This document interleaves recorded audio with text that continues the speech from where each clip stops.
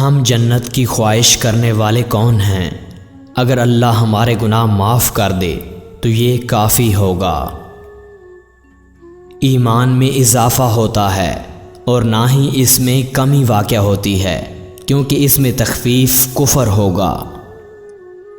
اگر میں آپ ہوتا تو اپنے کپڑوں کا سامنا کروں گا، اس بات کو یقینی بنانے کے لیے کہ کوئی ان کے ساتھ بھاگ نہ جائے۔ جب کوئی حدیث صحیح پائی جاتی ہے تو وہ میرا مذہب ہے۔ 1000 کافروں کو اللہ کے نزدیک مسلمان سمجھنا محفوظ ہے، بنسبت اس کے کہ ایک مسلمان کو کافر سمجھا جائے۔ کسی مسلمان کو کافر کہنا سب سے بڑے گناہوں میں آتا ہے، لہذا کسی بھی مسلمان بھائی کو کافر قرار نہ دیں۔ علم کے حصول کے لیے اطمینان مفید ہے، اور اطمینان معلومات کو بڑھا کر نہیں بلکہ اسے کم کر کے حاصل کیا جاتا ہے۔ اگر میں کبھی ایسی بات کہوں جو اللہ کی کتاب اور حضور صلی اللہ علیہ وآلہ وسلم کی منفی ہو تو میرا بیان چھوڑ دو۔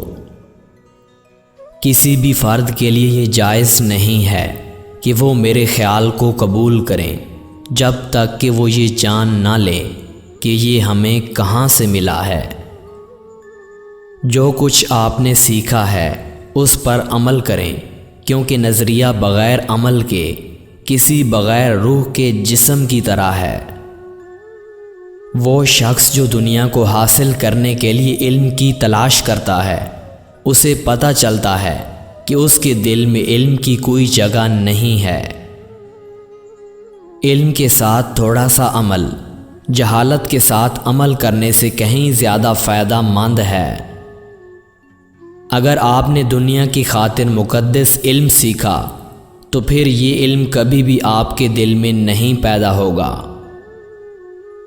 زیادہ سے زیادہ لوگوں سے پیار کا مظاہرہ کریں اور یہاں تک کہ قصورواروں کو بھی سلام کریں۔